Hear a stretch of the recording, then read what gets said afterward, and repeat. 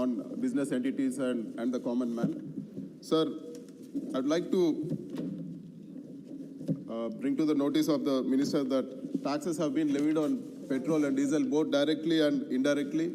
For example, if you see when the barrel of crude was $65 in 2018, the cost of, say for example in Delhi, sir, the cost of petrol was just 72 rupees.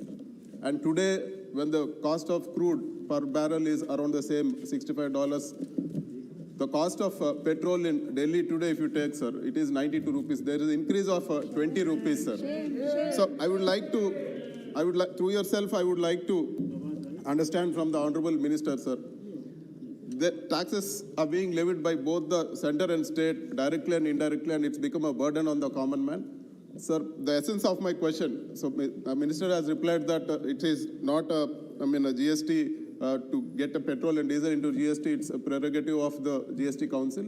But the essence of my question is, what steps is the government doing, or what steps is the government going to take so that the burden on the common man is reduced with respect to petrol and diesel, sir? Thank you. Sir, माननीय सदस्य ने बहुत महत्वपूर्ण प्रश्न पूछा है, लेकिन sir अगर हम इसके बैकग्राउंड में जाएंगे तो जो 7 शेड्यूल के एंट्री 84 है उसके लिस्ट 1 में अगर देखा जाए तो केंद्र के पास एक्साइज ड्यूटी लगाने का अधिकार है, चाहे वो क्रूड पेट्रोलियम प्राइस है, नेचुरल गैस है, पेट्रोल है, डीजल है, एविएशन टर्बाइन फ्यूल है। उसी तरह सर लिस्ट 2 में जो है एंट्री 54 में 7 शेड्यूल में उसमें सर वैट लगाने का अधिकार जहां राज्यों के पास crude petroleum price petroleum oil पे है, natural gas, petrol, diesel, ATF पे है, तो सर कहीं ना कहीं कुछ कर केंद्र के द्वारा लगाए गए हैं, कुछ राज्यों के द्वारा लगाए गए हैं। और यही कारण है जो इन्होंने चिंता भी व्यक्त की है कि दाम बढ़े हैं।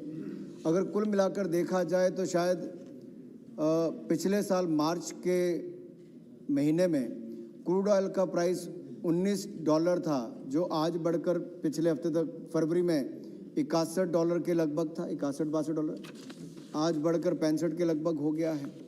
तो ये अपने आप में दिखाता है कि एक और तो क्रूड ऑयल के प्राइसेस भी बढ़े हैं, दूसरी ओर से राज्य और केंद्र दोनों के कर, जैसा आपने बिल्कुल ठीक कहा, वो भी हैं।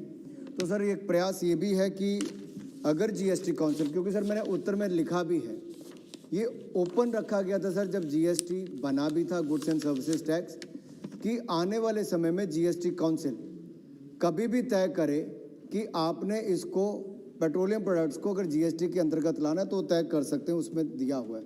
लेकिन ये राज्यों और केंद्र जब भी जीएसटी काउंसिल की मीटिंग होती है उसमें बैठकर निर्णय किया जा सकता है, जहां पर सभी राज्यों की सरकारें और प्रतिनिधि वहां पर हैं। श्री के अब नेक्स्ट क्वेश्चन सर,